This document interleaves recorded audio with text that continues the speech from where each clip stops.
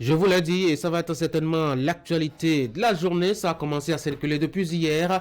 Patrice Talon va recevoir une délégation du parti Les Démocrates. Ils vont parler, en tout cas prioritairement, donc du fichier électoral et de tout ce qui entoure l'organisation des élections générales de 2026.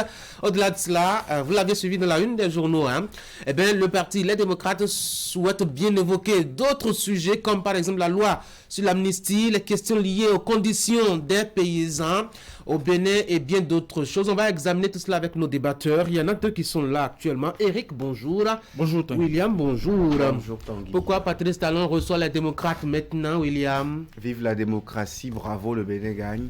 Parce que j'ai à la hâte évoqué ces phrases parce que, vous savez, ils ont polarisé l'environnement politique aujourd'hui. L'échiquier national aujourd'hui en matière de gouvernance au Bénin, non seulement est fait de ces deux hommes parce que deux partis commis à la cause de celui qui est en poste aujourd'hui se représentent la mouvance présidentielle à l'hémicycle, et dans ce haut lieu de la démocratie béninoise se trouve également le parti Les Démocrates. Dans nos communes s'ajoute une autre formation politique, la FCBE, mais qui aujourd'hui n'est plus assez représentative, n'ayant pas beaucoup d'élus et notamment n'ayant pas de députés à l'Assemblée nationale. Et donc, au vu de tout ce que nous avons eu comme données ou avancées dans l'actualité politique de ces derniers jours, c'est-à-dire les différentes récriminations de Boni Yayi contre la liste électorale, notamment du Parti des démocrates en général, la boude des démocrates par rapport à l'actualité agitée, ventilée, selon laquelle la loi de l'amnistie, voilà, la bouderie, serait abordée à l'Assemblée nationale, serait évoquée et programmé même pour être discuté alors que rien n'en était.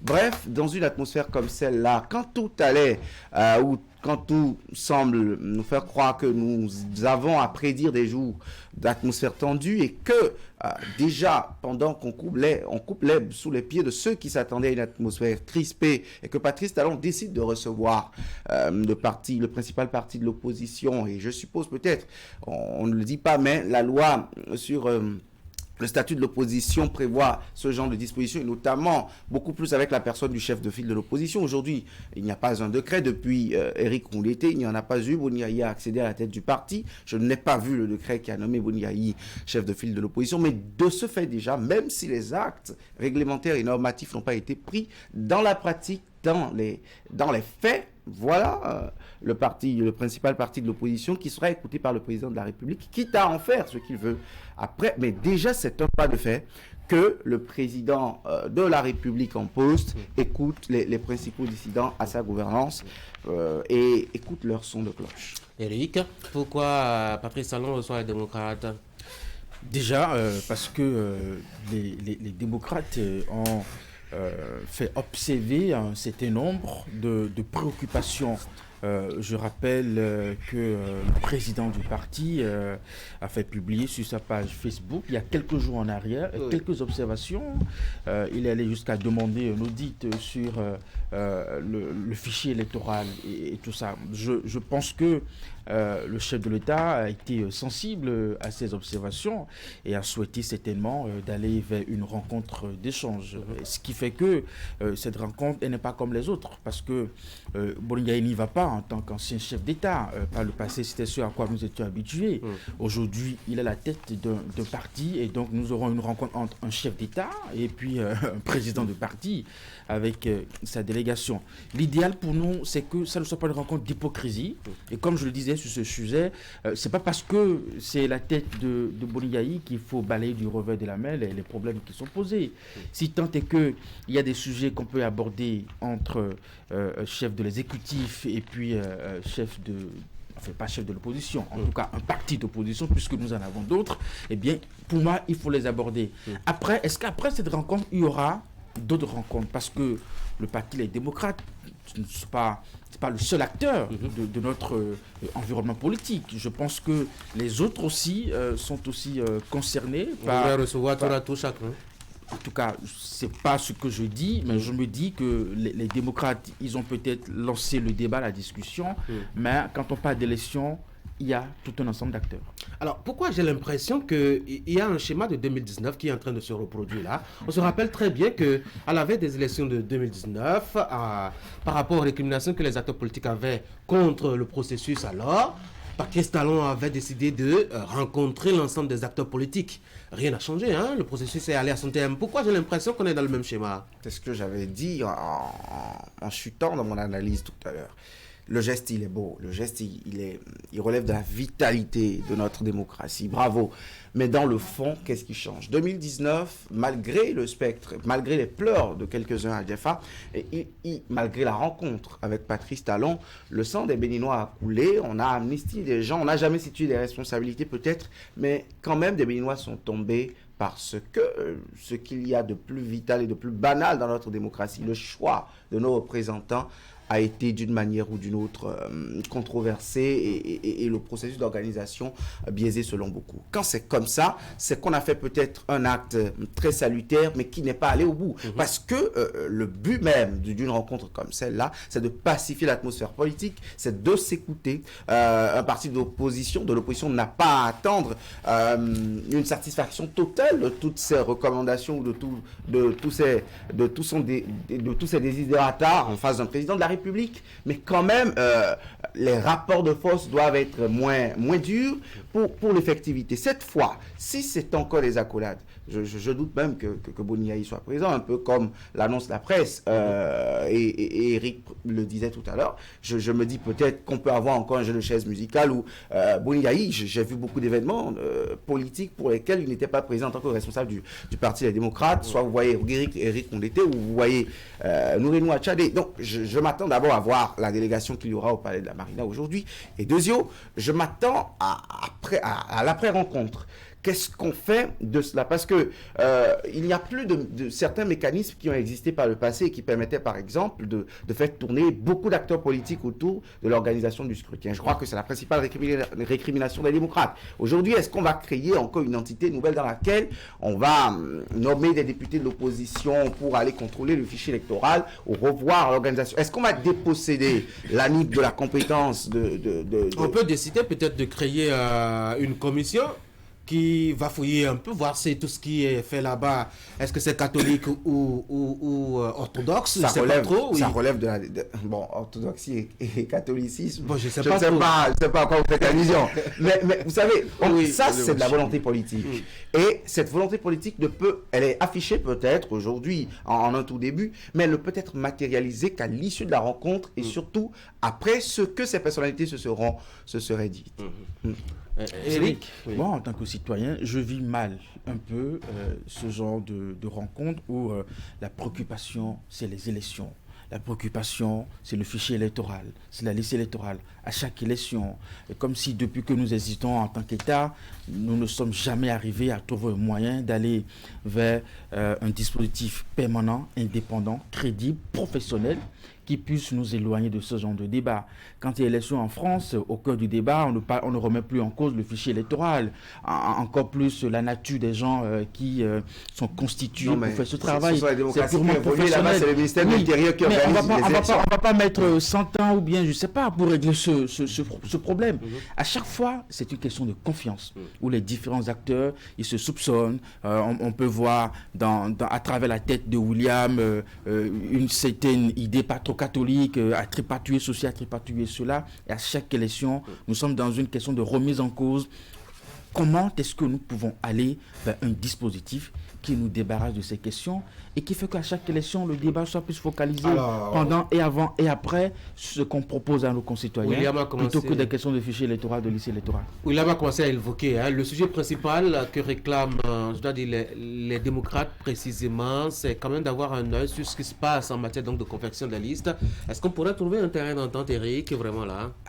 Alors, je pense que d'abord, c'est quoi la compréhension du gouvernement? C'est qu'aujourd'hui, nous avons un mécanisme qui est mis en place et qui fait son travail. Et donc, je ne pense pas que le gouvernement puisse avouer qu'aujourd'hui, ce mécanisme a des problèmes au point de mettre en place une autre entité de contrôle, de suivi ou bien de ceci et de cela. Peut-être juste pour faire plaisir à un parti d'opposition. Ça peut être la position du gouvernement et peut-être ce sera la position aussi du chef de l'État et qui va nous amener certainement à un désaccord entre le gouvernement et puis les démocrates. Maintenant, comme l'a dit William, si ça n'est pas ça la position du gouvernement, c'est qu'on va vers peut-être la création, je ne sais pas, d'une autre structure, d'une autre instance pour mettre les acteurs politiques dedans, pour faire le suivi. Ça va être un peu lourd pour moi. Ça va être lourd. Sur cette question de fond, vous voyez, est-ce que ça relève de l'ordre de l'agréable que d'associer l'opposition au processus électoral? Je pense que non.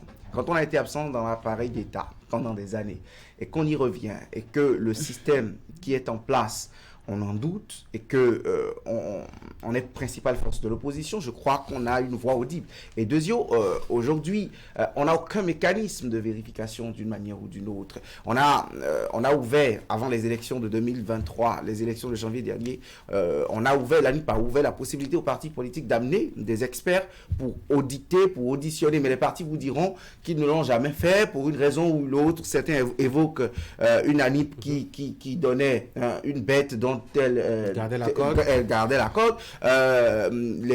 L'administration vous dira que jusqu'à la fin du processus, ce sont les partis politiques qui n'ont pas fait le pas. Finalement, comment est-ce qu'on fait pour s'entendre? C'est la question que je vous pose depuis. Ça, c'est pour les acteurs politiques. Est-ce qu'on s'en sort? Nous, on ne peut pas répondre à cette question. À eux de faire jeu franc, à eux de se parler franchement, à eux de se dire, en dehors de tous les intérêts que nous avons personnellement et qui ne concernent aucun des Béninois qui piaille et qui bavardent beaucoup autour de ce sujet, même si au fond, il y a beaucoup plus d'intérêts politiques dans ce genre de rencontres que toute chose. En dehors de tout ça, l'intérêt supérieur de la nation commence par nous préoccuper. Et pour ça, on choisit une feuille de route qui sort. L'analyse pertinente serait quelle est la pertinence ou non de cette feuille de route qui sortirait d'une rencontre comme ça. Alors, Franck Aounou nous a rejoint. Franck, bonjour. Bonjour, Tanguy. Allez, les gars, on va faire un pronostic. Boni Yayi sera-t-il ou non de la partie? Franck? Le président Boni Yayi a été invité, plus que quelques autres membres du parti politique. Moi, je pense que l'idéal serait que Boni Yayi soit là pour dire de vive voix à Patrice Talon ce qu'il souhaiterait que le système électoral béninois soit, ce qu'il souhaite du processus électoral qui va nous conduire aux élections générales de 2026 et également en tant qu'ancien président, comment il faisait et ça marchait. Donc, moi, je pense que il a tout intérêt. Ça marchait sous Boni Yayi? Ben, on a eu des élections, les gens ont été élus et ainsi de suite. Non, mais de toute façon, c'est une épine dans la gorge de Boni Yayi. C'est un des sujets qu'il ne faut pas évoquer avec Non. William va laisser Franck finir, oui. On a vu le cas de 2011, même si, bon, en 2016, on n'a pas eu de contestation en tant que tel, mais quand même, hein. Oui, si on a eu un chaos en 2019, en 2011, oui, on a réussi quand même, ça a marché. Donc, il peut donner de petits secrets à Patrice Talon pour que ça marche toujours. Il avait vu dans sa lettre à la communauté internationale, on a peint un système électoral comme étant le plus incrédible de la planète Terre. Et donc, c'est le moment de dire au chef de l'État, voilà ce qu'il faut faire, voilà ce qu'il faut faire. C'est de vieux amis, donc on ne va pas leur haute mesure. Franck, est-ce que... Franck. Eric, est-ce que Patrice Talon... Est-ce que c'est lui? Bon, on finit par les confondre les deux. Hein. Il nous occupe nos idées, nos quotidiens depuis 2010-2012. Et on ne respire pas. Est-ce que Boni Yayi, ils ne sont pas prêts de nous laisser respirer aussi. Est-ce que Boni Yayi sera présent au Palais de la Marina aujourd'hui? Je pense qu'il a tout intérêt, n'est-ce pas, à se rendre disponible pour cette rencontre d'échange, qui, je le rappelle, n'oppose pas deux chefs d'État, un chef d'État et puis un président de parti, puisque c'est le parti qui a porté un certain nombre d'observations, qu'il a fait savoir d'ailleurs publiquement. Je pense qu'il a tout intérêt à être présent et puis discuter véritablement avec un esprit d'ouverture sur ce sujet. Autrement, cela serait un peu à l'avantage de Patrice Talon si Yayi Boni ne venait pas, parce que pour l'opinion, Patrice Talon aura créé le cadre de discussion et mais c'est le parti qui veut rencontrer et pas la personne de. Oui, mais aujourd'hui, qui est à la tête du parti aujourd'hui? Qui est à la tête du parti? Moi, je pense que ce ne serait pas du tout bien séant que pour une telle rencontre, Yayi Boni envoie, je ne sais pas, un vice-président ou ceci. Cela serait vu peut-être un peu maladroit. C'est vrai que dans notre sociologie, on ne devient pas jeune après avoir été adulte. Mais attention, on n'accède pas non plus à la tête d'une formation politique, qui plus est à de fait la place de chef de file de l'opposition réservée pour son principal responsable. On n'accède pas à la tête d'un parti comme celui-là pour ne pas aller à des discussions aussi importantes que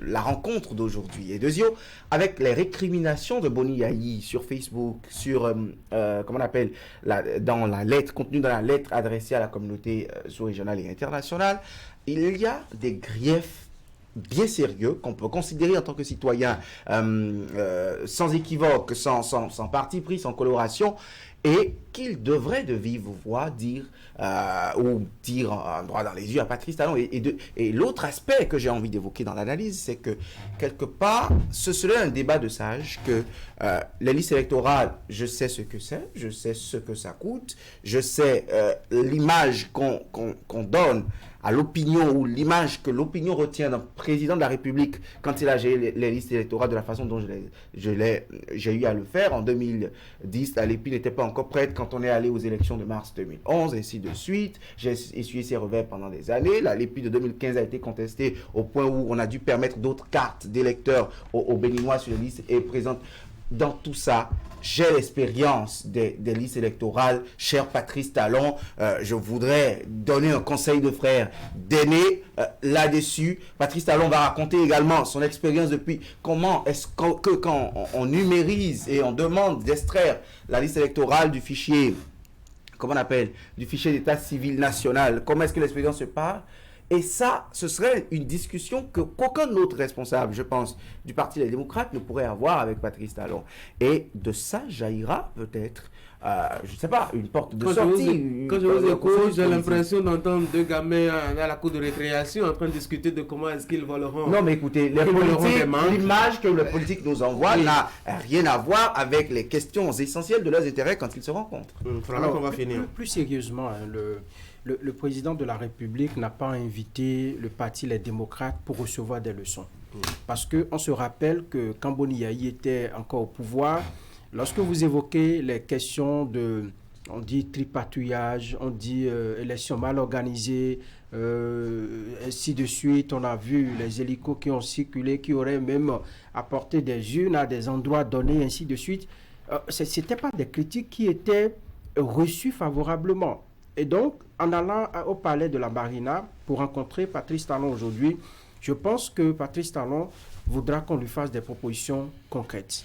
Et ensuite, les récriminations de Boni Yayi par rapport au système électoral, tout ce qu'il a énoncé dans sa lettre qu'il a adressée à la communauté internationale, je pense que Patrice Talon aurait certainement pris conseil au niveau de ces institutions-là et qui veut les appliquer en montrant toute son ouverture pour dire, écoutez, lorsque le problème a été posé, je vous ai appelé, nous avons discuté. Maintenant, la suite, ça ne dépend pas seulement, parce que n'oubliez pas, l'objectif d'un parti d'opposition, c'est de montrer, et surtout un parti d'opposition comme les démocrates, c'est de montrer toutes les failles.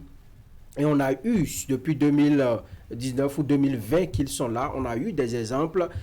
C'est très rare que le Parti Les Démocrates félicite le régime en place pour dire on a fait ci, on a fait ça. J'ai écouté avec grande surprise Eric Ourundete au Parlement la fois passée, qui disait que l'arène qu'on doit construire à Niki ainsi que la maison de la Gani, qu'il félicite le président de la République, qu'il félicite le gouvernement, mais que c'était un devoir. Moi, c'est déjà bien qu'on entende des... René Achad est venu saluer aussi les nouvelles dispositions qui entourent désormais la filière soja. Voilà, donc c'est bien qu'on commence par entendre ce genre de choses, mais dans la plupart des cas, lorsque vous devez quantifier le taux de critique des actions du gouvernement. C'est normal. C'est ce que je dis. On veut voir aussi les députés peut-être de la mouvance en faire observer aussi ce qui ne va pas très bien. Oui, c'est pourquoi je dis, n'attendez pas à ce que tout ce que les démocrates vont lister là-bas, qu'on les gobe tout de go et qu'on dise, bon, nous allons les appliquer, que ça va être des résolutions qui vont être reversées peut-être dans un cadre réflexion. Un fidèle téléspectateur de cette émission qui dit ceci: bonjour mon frère et ami, salut aux autres amis, je reviens parce que j'ai une observation. C'est une très bonne chose que Patrice Talon décide de rencontrer le parti ALD. Maintenant, si des problèmes imposent de nouvelles prises de loi ou des modifications des articles d'une loi, et le président doit y veiller pour que le travail soit fait effectivement à l'Assemblée nationale, puisqu'il faut se souvenir que déjà lorsque Maître Adrien Ngweji était présent à cette même occasion, Patrice Talon avait demandé d'aller revoir la loi, pour permettre à la participation de l'opposition, mais ce travail n'a jamais été fait à mes souvenirs. En tout cas, c'est le professeur bienvenu Antonio qui nous passait quelques idées. Allez les gars, on va continuer à observer ce qui va se dire, ce qui va se faire. On va surtout observer de près aussi les gestes, les mimiques faciales pour tenir compte et faire les analyses demain de ce qui se dira là-bas au palais de la Marina. Il y a un parti qui serait certainement jaloux de ce qui va se passer ou de ce qui se passe actuellement. Vous devinez certainement le parti Foscoli pour un Bénin. Mais je ne me rappelle pas avoir lu quelque part, pendant qu'ils étaient chefs de file de l'opposition, avoir été reçus, en tout cas au Parlement. Mais ils ont quand même le privilège de recevoir une lettre de la part du chef de file de l'opposition actuel qui leur demande de s'associer pour... ma foi, unir des forces en attendant et dans la perspective de 2026. On s'entend dans le dos de Talon là, c'est ça, Franck? Je ne saurais le dire puisque la rencontre n'a pas encore eu lieu, mais on veut unifier les forces, on veut mettre ensemble les énergies pour affronter l'enjeu fatidique qui est en tout cas 2026. Et là aussi, c'est une bonne chose si il parvenait.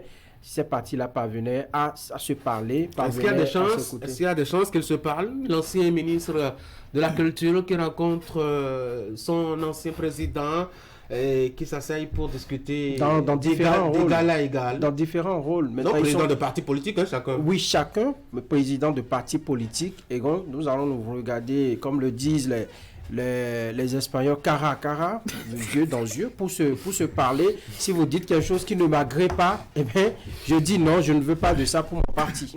William? Vous savez, l'une des choses que nous avons le plus réussi dans notre démocratie, c'est parfois se distraire. Vous savez, moi, sur ce sujet, je suis vraiment déçu de notre échiquier politique national. Vous savez, c'est qui FCBE, c'est qui les démocrates de souche, ce sont les FCBE, c'est Paul Humpé et compagnie. Les démocrates, c'est Boni Yayi et compagnie. À la base, Boni Yayi était FCBE, il était le leader charismatique de cette coalition qui après s'est éclaté avec, à la veille de 2021, quand on voyait le spectre la veille de 2019, non, 2021 plutôt, la veille de la présidentielle, si je ne me trompe. Non, pardon, la veille de 2019, parce qu'il y a eu les communales de 2020. Merci Tanguy. Quand ils se sont disloqués pour les intérêts, parce que la FCBE vous le dira, eux, ils ont d'abord en premier accepté ce que finalement les démocrates ont dû accepter, même si la lecture n'est pas la même pour tout le monde. Après, la même FCBE se disloque avec la LNA, toujours derrière les intérêts politiques. Et finalement, aujourd'hui, Boni Yayi, qui a dit que le logo Cori n'était plus son logo, a montré partout à la veille des législatives dernières son nouveau logo, veut aujourd'hui que ces enfants prodiges, si on veut le dire, lui reviennent. De l'ordre de la morale, ça ressemble à une certaine pacification. Mais dans l'idéologie politique, dans l'idéal politique, dans l'objectivité politique, on sent qu'on a toujours joué avec nous, nos émotions, nos analyses, notre perception de l'environnement politique. Montrez-moi un seul ciel. Les politiques ne jouent pas avec l'intelligence des peuples. Montrez-moi un seul ciel. Ce jeu est beaucoup plus idéologique ailleurs que chez nous. Parce que quand ce sont des idées qui vous opposent, ces mariages hétéroclites et ces divisions tacites sous fond de divergences futiles ou de divergences élémentaires, ce genre de divergence n'est pas autant récurrent en fait ailleurs. Quand vous voyez par exemple que l'environnement politique se déjoue de cette façon, vous voyez que les acteurs politiques en fait n'ont pas d'idéal à nous proposer. Aujourd'hui, la charte des partis politiques voudrait peut-être qu'il y ait une idéologie annoncée pour enregistrer son dossier, mais dans les actes. Donc pour vous, il n'était pas pertinent, en tout cas intéressant, que LD écrive à FCBE, Eric? Non, en politique, il y a toujours une opportunité. On trouve toujours une raison de se retrouver entre anciens amis ou anciens ennemis. C'est où, enfin, la question de savoir est-ce qu'il y a un ciel où les politiciens ne jouent pas avec les peuples. Oui, peut-être qu'il n'en existe pas. Mais mettons un peu d'élégance dans cette façon de faire les choses. Je dirais même un peu de crainte. De ce qu'au moins, on vous observe, on vous regarde. Quand, comme on le dit chez nous, c'est trop gana là. C'est un peu vilain. Imaginez si cette rencontre aurait avoir lieu entre les membres du Parti démocrate et FCBE. Ils vont se retrouver comme quoi, de vieux amis. Parce que les mêmes qui ont fait FCBE se sont retrouvés un peu du côté des démocrates. Et ceux qui sont restés se sont retrouvés un peu du côté des FCBE. Et même quand moi j'ai lu la note, je me dis, bon, c'est le fondateur qui revient encore rechercher ce qu'on lui avait arraché. Ce qu'on lui avait arraché entre-temps. En quoi est-ce que c'est mal? Même Jésus est allé chercher la seule brebis. Si aujourd'hui le contexte pouvait être favorable, de se rencontrer, d'échanger, de mutualiser leurs efforts pour les échéances à venir, tant mieux. Parce que ce qui est aussi mal, eux tous, ils sont de l'opposition, en tout cas c'est ce qu'ils disent. Donc ils ne devraient pas avoir du mal, de difficultés à se mettre ensemble et faire front. Donc finalement c'est une opposition à une personne, pas un système de gouvernance. Pour relever les difficultés qui s'imposent à eux. Tout comme cela ne devrait pas nous étonner si peut-être à la veille des élections, UPR et puis BR, bon écoutez, nous soutenons le même candidat, nous sommes dans le même camp, mutualisons nos efforts et puis quelle chance pour cette marche de la consultation. On n'a pas encore parlé de fusion, on n'a pas encore parlé de collaboration, on a parlé de consultation dans la lettre. Quelles sont les chances que cela aboutisse, que les différents partis de l'opposition puissent quand même se consulter, se parler, Franck? Non, première chose d'abord, moi je voudrais faire observer que entre la FCBE aujourd'hui et les démocrates, le mode opératoire est différent. Donc il y a incompatibilité dans le mode opératoire. Nous avons la FCBE qui est un parti d'opposition modéré et les démocrates qui sont des radicaux. C'est deuxième chose politique. Voilà. Deuxième. C'est quel livre politique? Oui. J'avoue que moi je suis un peu perdu. C'est quoi? Modéré, radical. Lorsque l'action est bonne, même quand c'est un parti que vous ne soutenez pas, vous avez la lumière d'esprit, vous avez l'honnêteté politique, intellectuelle de reconnaître que ce qui se fait est bon. Et lorsqu'il faut critiquer, vous critiquez avec les moyens de bord. Et deuxième chose, n'oubliez pas que la FCBE, enfin les FCBE devenue la FCBE après, a toujours été tassée d'appendices du pouvoir, de partis traîtres, et on a toujours voué, disons, aux gémonies pour montrer que... c'est comme ça? On peut se poser la question. Parce que peut-être au regard de l'opinion, c'est un parti qui ne joue pas véritablement le rôle d'un parti de position. J'allais en venir. Jusqu'à soupçonner ça. Mais aujourd'hui, la question que je me pose, est-ce que la FCBE a, aux yeux de Boni Yayi ou aux yeux des démocrates, a autant fait sa grande purge pour qu'on puisse l'approcher? Parce que si vous n'êtes pas compatible avec quelqu'un, si je m'approche de Tanguy, on s'engueule tout le temps, on ne s'entend pas, je ne sais pas quel accord nous pouvons trouver pour mener des luttes. Et puis, troisième chose qu'il faut rappeler à la conscience collective, c'est que on a l'impression que quand c'est nous qui voulons, c'est bon. Quand c'est les autres, c'est pas bon. C'est la posture que moi je vois aujourd'hui au niveau du parti Les Démocrates, parce que à un moment donné, les FCBE avaient demandé à tout le monde de se réunir. On leur a dit non, vous n'êtes pas crédibles, c'est pas des gens avec qui nous pouvons marcher. Qu'est-ce qui a pu se passer entre cette période-là et aujourd'hui? Et on veut ensemble maintenant marcher avec les la FCBE pour essayer d'engranger des victoires en 2026. Ce sont des questions que nous devons nous poser pour demander, écoutez, aujourd'hui, est-ce que véritablement ça va marcher? Parce que les FCBE n'ont pas véritablement la même vision d'opposition que les démocrates. Moi, j'attends en tout cas de voir ce que ça va faire. Il faut dire qu'on a suivi une sortie du chargé de communication du parti LD qui a mis l'accent sur le fait qu'il ne s'agit pas seulement du parti FCBE qui est qui a été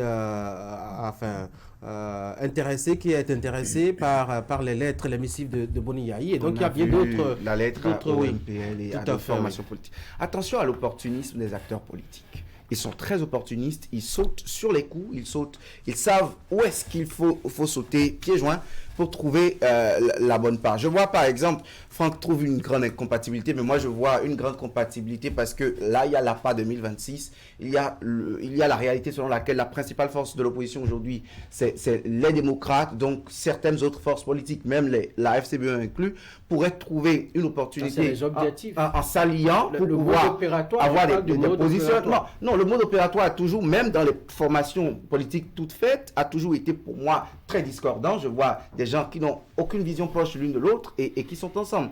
Attention à l'opportunisme politique parce que, vous savez, ceux qui ont travaillé à l'échec de Soglo en 85, c'est Adrien Rungweji et compagnie, mais Soglo était dans l'Union fait la nation quand on était encore à l'ère des alliances, juste pour faire partie à un moment donné pour la présidentielle de 2011. Donc, les grands ennemis, et ça, c'est en ça que la réforme ne nous a pas fait évoluer. Et tout à l'heure, je faisais constater dans ma première prise de parole que nous sommes dans un cercle vicieux. Nous sommes avec les mêmes, qui reprennent avec les mêmes, qui n'ont que... C'est une pièce de théâtre. C'est une pièce de théâtre, qui n'ont que des oppositions, non seulement très éphémères, et en plus, non pas avec des idées, mais avec des personnes. FCBE et beaucoup d'autres formations politiques pourraient avoir l'opportunisme, pourraient saisir l'opportunité, de se trouver avec les démocrates, de constituer une grande force de l'opposition. Maintenant, dans tout ça, qu'est-ce qu'on nous propose? On reprend avec les mêmes et on aura toujours les mêmes effets à la tête de notre État. Oui, absolument, c'est la conséquence directe, voyez-vous. Alors, c'est toujours bien que pour des élections, des acteurs essayent toujours de voir ce qu'ils ont en commun pour pouvoir se mettre ensemble et puis évoluer. Mais moi, je pense que entre les démocrates et puis les FCBE, il y a certainement encore un besoin de se réconcilier parce que peut-être que du côté des démocrates, on n'a pas encore véritablement digéré la façon dont les choses se sont passées entre-temps pour que les FCBE puissent se retrouver et puis reprendre le flambeau et que forcément du côté des FCBE aussi, on n'a pas toujours digéré les critiques du côté des démocrates qui les a présentés comme étant des complices du système. Dans ce genre d'ambiance, effectivement, comme le disait William ou Franck, comment on peut véritablement s'associer? Mais il se trouve qu'en politique, les gens n'ont pas de honte. Voyez-vous, on a beau être ce qu'on a été par le passé, si tant est que à l'avenir, on peut rapidement mettre en parenthèse tout ce qui s'est passé par le passé et puis se mettre ensemble, tant mieux. Alors, l'intérêt pour eux, c'est vraiment de constituer une force. S'ils arrivaient vraiment à le faire, je pense que ça va donner quelque chose d'un peu plus lourd, d'un peu plus fort, hein, et pourrait créer une certaine inquiétude du côté de la mouvance qui devra aussi observer ce qui se passe là avec beaucoup d'intérêt, beaucoup d'attention. Alors, donc, on va ajouter juste un mot. Le temps, il est parti. Alors, cela pourrait être également un piège que ceux du parti Les Démocrates sont en train de tendre au parti FCBE pour davantage prendre de l'ascension dans le paysage politique lorsque la FCBE aura peut-être la négligence de ne pas accepter ou n'aurait pas accepté cette main tendue. Eh bien, ce sera un argument facile pour Boni Yayi de finir avec les FCBE. Mais je crois avoir entendu quelqu'un citer dans un forum que juste au lendemain de cette lettre-là, la FCBE a répondu et c'est plutôt les démocrates qui n'ont pas fait le déplacement. Et deuxième chose, moi je conclus aujourd'hui que la politique est un jeu de rôle, de position et d'intérêt. Lorsque vous êtes dans une position...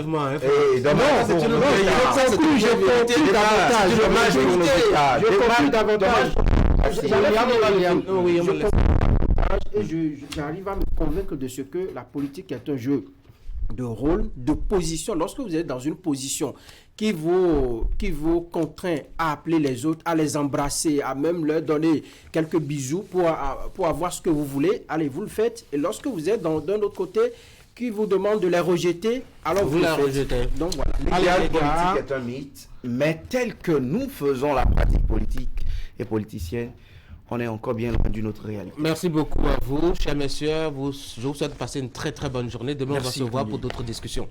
Mesdames et messieurs, on va marquer la pause. Le temps de recevoir par ici Constantin Amoussou, qui est membre du bloc républicain. On va parler un peu actualité nationale. On va s'intéresser surtout à ce qui se passe de l'autre côté de Porto-Novo à l'Assemblée nationale avec les séries de questions. La voix des députés BR n'est pas très audible. On aurait bien aimé avoir un député BR. On a passé tout le week-end à faire des appels. Malheureusement, personne n'est disponible. Voici donc Constantin Amoussou dans un instant.